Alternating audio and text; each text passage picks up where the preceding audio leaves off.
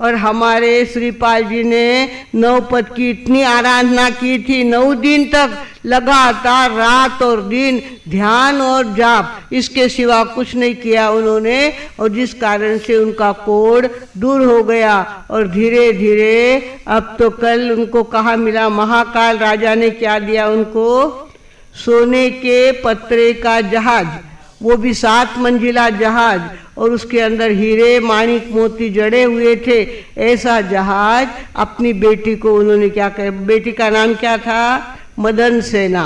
मदन सेना को इतनी सीख उन्होंने दी है। और हमारे धवल से तो अंदर ही अंदर जलने लग गए।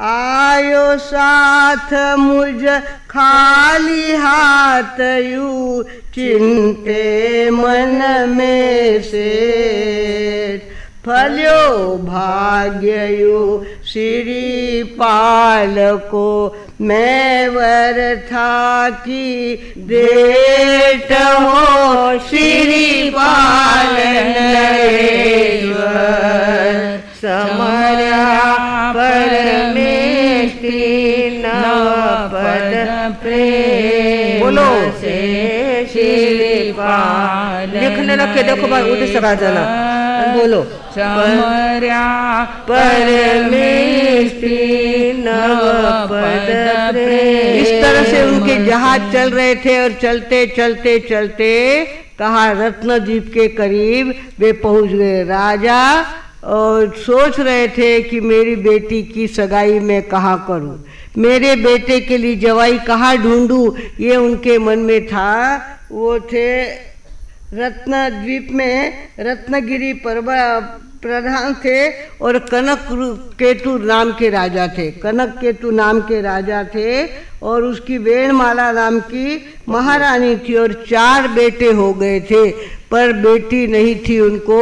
बड़ी मानी तब कहीं जाकर उनके घर में बेटी का जन्म हुआ। 4 भाइयों के ऊपर बेटी का जन्म हुआ और बेटी धीरे धीरे बड़ी होने लग गई। तो पिता को ये लगा जैसे मेरे घर में इतना सुख है, ऐसा सुख मेरी बेटी को मिलना चाहिए, इसके लिए इसको योग्य ठिकाना मुझे ढूंढना चाहिए। उस सब क्या मदन, हाँ उसका नाम रखा था मदन सेना, रैन मंजूषा। मदन सेना पहली और दूसरी का नाम क्या है, रैन मंजूषा। रैन मंजूषा नाम रखा है उसका। और वहाँ योगा योग ऐसा हुआ कि गांव में महाराज साहब पधारे। महाराज साहब तपस्वी थे, ध्यानी थे, ज्ञानी थे और महाराज साहब के दर्शन के लिए राजा रानी वहाँ पे पधारे।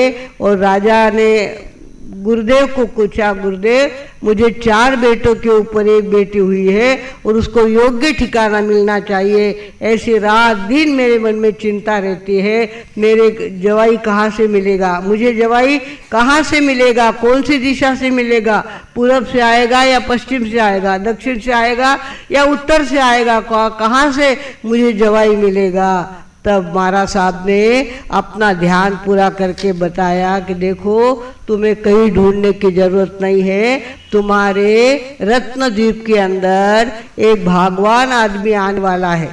भगवान आदमी आएगा और तुम्हारे खजाने में जो हाथी है वो हाथी क्या होगा, मद में छक जाएगा, एकदम उसका दिमाग घूमने लगेगा और बंधन तोड़ के वो क्या करेगा, भागने लगेगा, सारे शहर में धुमाकुड़ मचाएगा। और ऐसे समय में जो तुम्हारे हाथी को वश करेगा वही तुम्हारा जवाई होगा। क्या कहा, तुम्हारे हाथी को जो वश करेगा, स्थिर करेगा, शांत करेगा, वही तुम्हारा जवाई होने वाला है। महाराज साहब के शब्दों पे बहुत ज़्यादा विश्वास राजा का बैठा और दोनों कह के देखा अपना हाथी छकने वाला है, अपना आदमी बेकंट्रोल होने वाला है, तुम ध्यान रखना और इसको हाथी के ऊपर पूरी नज़र रखना। इस तरह से लोगों को कह के रखा था।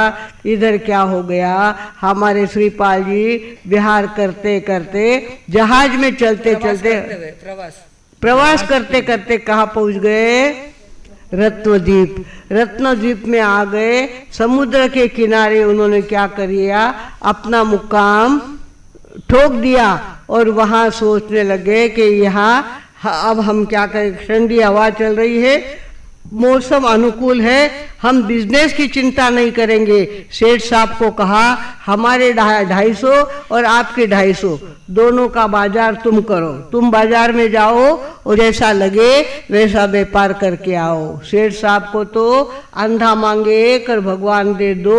दूध का भगोना सामने मिल गया और बिल्ली का आजू बाजू में कोई दिखे नहीं। उसने देखा ये तो अच्छा काम हो गया है कि अपने भरोसे 250 जहाज छोड़े हैं, बीच में से कितना ही अपन ने घोटाला किया तो इसको कोई फर्क पड़ने वाला है नहीं। सेठ साहब तो जात से ही कैसे थे, झूठ के बल पे ही उनकी नाव चल रही थी और वो व्यापार के लिए कहाँ चले गए, बाजार में चले गए। वहाँ रत्नद्वीप का बाजार बहुत बड़ा था। बाजार में चले गए और इधर नाटक मंडली दी थी ससुर जी ने, मदन सेना के पिता ने क्या दी थी, नाटक मंडली दी थी। वो नाटक मंडली का आगे संबंध आने वाला है, आप ध्यान रखना। नाटक मंडली का आगे कैसे संबंध आता है और कैसी बात बनते हैं ये तो सुनने से पता चलेगा आपको। इस तरह से उन्होंने नौकरों को हुक्म दिया कि नाटक की सारी तैयारी की जाए, मंडप तैयार किया जाए और हम नाटक देखना चाहेंगे। अब नाटक की तैयारी यहाँ पे हो रही है। नाटक की तैयारी होने के बाद नौकरों ने आके कहा साहब नाटक की सारी तैयारी हो गई है, आप आकर के विराजो और नाटक देखना चालू करो। इस तरह से वो नाटक देखने बैठे थे और इधर से समाचार आया कि शहर से हाथी दौड़ता हुआ आ रहा है। हाथी दौड़ता हुआ शहर से आ रहा है। भगवान जाने कौन बच्चा हाथी के पैर के नीचे आएगा, कौन बूढ़ा हाथी के पैर के नीचे आएगा। हाथी पर कंट्रोल करना इतना आसान काम नहीं है, बहुत कठिन बात है। पर हाथी मद में छक गया है और अब वो किसी के कंट्रोल में आता नहीं है। ये बात नाटक देख रहे श्रीपाल जी के कान तक ये बात पहुंची कि वो समुद्र पे आ रहा है। समुद्र के किनारे हाथी दौड़ रहा है, उसने गांव छोड़ दिया है और समुद्र की तरफ आ रहा है। श्रीपाल जी ने देखा मेरा नौकार मेरे पास है। नाटक देखना छोड़ा और कहाँ बैठ गए, जिधर से हाथी आने वाला था सामने आके बैठ गए। नमो अरिहंताणम, नमो सिद्धाणम, नमो आर्याणम जाप करने लग गए। अंतर में उतर गए और इतना उनका ध्यान लग गया कि हाथी उधर से आया और उसको अंदर से ही जोश कम होने लग गया। उसका जोश कम होने लग गया, वो एकदम शांत हो गया। और जब करीब आया श्रीपाल जी के तो उसने सूंड से क्या किया, 3 बार नमस्कार किया और वहाँ बैठ गया हाथी बैठ गया और हो हल्ला समुद्र के किनारे पहुंच गया। अरे ऐसा कोई भगवान जीव आया है जिसको देखते ही हाथी का मद उतर गया है और हाथी कैसा शांत हो गया है। ये खबर राजा तक पहुंच गई। राजा ने कहा, हमारे साहब ने कहा था हाथी मद में आएगा और वही तुम्हारा जवाई बनने वाला है, इस तरह से कहा था। राजा तो तुरंत घोड़े पे बैठे और दौड़ते हुए कहाँ पहुंचे, समुद्र के किनारे पहुंचे। तो हेन्द्रपति गाँव के में खबर पाय धूपति है आया श्रीपाल के पास। पुरजन सर्व देखयु बोले देव पुरुष है खास हो श्रीपाल नरेश्वर। समरा परमेश नवपद प्रेम से श्रीपाल नरेश्वर। समरा परमेश नवपद प्रेम से। अब महाराज साहब का वचन था, उसके ऊपर संदेह लेने की कोई आवश्यकता नहीं थी। वो तो जाके श्रीपाल जी की पीठ थिपथिपाने लग गए और कहा, कंवर साहब आपको मेरे साथ चलना है। मेरे महाराज साहब ने कह दिया है कि तुम्हारा जवाई वो बनेगा जो हाथी को वश में कहेगा। आपने मेरे हाथी को वश किया है और आप हमारे जवाई हो, आप हमारे साथ चलो। कुछ भी हो, आगे आप बैठो, पीछे मैं बैठूंगा घोड़े के, पर आपको हमारे दरबार में पहुंचना है। इस तरह से कहकर श्रीपाल को भूप साथ ले आए निज दरबार। कन मणि कनकमय स्तंभरूप के मंडप किया तैयार हो। श्रीपाल नरेश्वर समरा परमेष्टि नव पद प्रेम से श्रीपाल नरेश्वर समरा परमेष्टि नव पद प्रेम। श्रीपाल को साथ लेकर राजा तो सीधे अपने राजमहल में आ गए। उनको कहा कि जल्दी मंडप तैयार करो, जल्दी चवरी की तैयारी करो। महाराज साहब ने कहा है इतनी बातें खरी निकली है तो ये भी खरी होने वाली है। मेरा जवाई अब मुझे ढूंढने की जरूरत नहीं है, मेरा जवाई मुझे मिल गया है, उसके शादी की तैयारी जोरदार करो। इस तरह से राजा का हुक्म हुआ।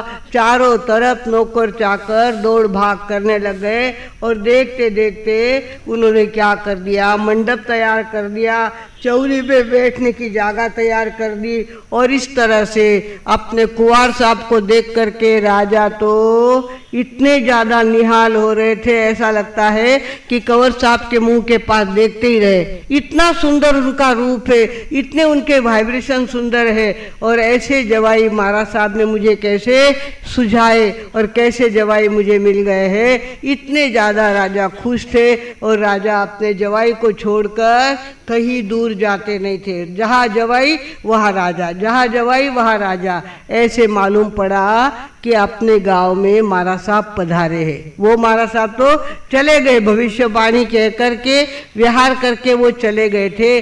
दूसरे महाराज साहब वहाँ पे आए थे तो उन्होंने कहा हम संतों के दर्शन को तो हमको जाना ही है। और संतों को लेकर वे कहाँ पहुँचे हैं, महाराज साहब के पास पहुँचे, उठ बैठ करके वंदना नमस्कार किया, मथे नंदामी कहा, और उसके बाद राजा के पास वो बैठे थे, सारी बातें कर रहे थे। तब तक तो राजा के नौकर आए, कहने लगे महाराज साहब अपने यहाँ पे इतना जबरदस्त व्यापारी कोई आया है, उसने कोई टैक्स भरा नहीं है, किसी प्रकार की कोई चुंगी दी हुई नहीं है, और वो व्यापार धड़ल्ले के साथ व्यापार कर रहा है। वो कौन है? दान चोर है, दान चोर है, और उसको पकड़ के हम लाए हैं। अब इस तरह से उसको पकड़ के लाए और देखा सबने ये कौन है, तो देखा अरे ये तो धवल सेठ है। किसने कहा? श्रीपाल जी ने कहा ये तो मेरे धर्म के पिता है, इनके साथ मैं आया हूँ, इनके कारण मैंने रत्नद्वीप देखा है, और इनको पकड़ के लाए हो तुम, इनको चोर बनाया है? नहीं, इनको छोड़ा जाए, इनको छोड़ा जाए, और ये मेरे धर्म के पिता है, इनको तो हम सुरक्षा देंगे, इनको कोई दंड यहाँ से नहीं मिलेगा। इस तरह से राजा ने कहा अरे बाप रे, तुम्हारे धर्म पिता है और हमने पकड़ लिया उनको? नहीं नहीं, ऐसा नहीं होगा, हम उनको छोड़ देंगे, उनको कोई सजा नहीं देंगे, और हमारे ब्याई जी है, वो तो हमारे सगे हैं, और हम उनको दंड दिए बिना आराम से मुक्त करेंगे। इस तरह से उन्होंने वचन दिया है, और इस तरह से श्रीपाल जी ने अपने धर्म की रक्षा की है।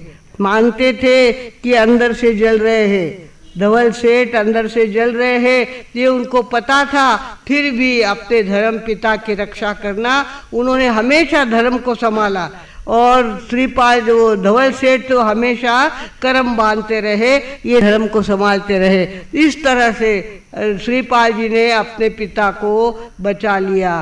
पर धवल सेठ के मन में कोई शांति नहीं थी। मेरे साथ आया, खाली हाथ आया हुआ था, कुछ नहीं था, तो दो दो इतनी सुंदर लड़कियां इनको पत्नी के रूप में मिल गई। मेरे 250 जहाज ले लिए इसने, और देखते देखते श्रीमंत हो गया ये। पर मैं भी चुप बैठने वाला नहीं हूँ। एक आदमी को खत्म कर दिया तो बाकी 250 जहाज मुझे मिल जाएंगे, और दोनों दो दो लड़कियां भी मुझे पत्नी के रूप में मिल जाएगी। मैं तो अब इसके लिए ऐसा काम करूँगा कि ये किसी तरह से मर जाए, किसी तरह से इसकी समाप्ति हो जाए, उसके लिए ये प्रयत्न कर रहे हैं।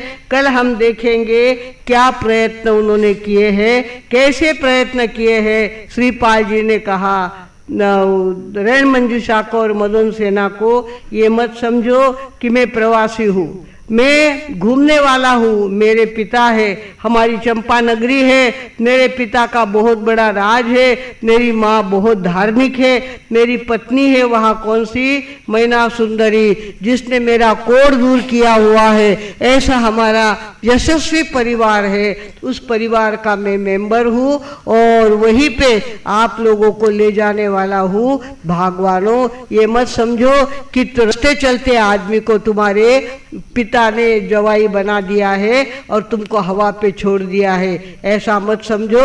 हमारा भी राज है, हमारी भी शक्ति है, हमारा भी परिवार है, सब कुछ हमारा है। समय आने पर आपको बताएंगे कैसे हमारा परिवार है, कैसे हमारी धर्म ध्यान की पद्धति है, वो सारी बातें बताएंगे। इधर श्रीपाल अपनी दोनों नई दुल्हनों को अपना परिचय दे रहे हैं, और दूसरी तरफ धवल सेठ क्या सोच रहे हैं, इसको एक धक्का दिया, ये समुद्र में गया कि सारा माल मेरा हो जाएगा, दोनों लड़कियां मेरी हो जाएगी, और मैं देखते देखते श्रीमंत हो जाऊंगा, जो गया वो सारा वापस मिल जाएगा। अब इस तरह से दोनों के मन में ऐसे विचार चल रहे हैं। आगे क्या क्या बात होती है, कैसे हमारे श्रीपाल जी को मारने का काम धवल सेठ करते हैं, ये तो सुनने से पता चलेगा। आज हमारा समय हो गया है, इसके लिए यहीं पर मैं विराम लेती हूँ। ओम शांति।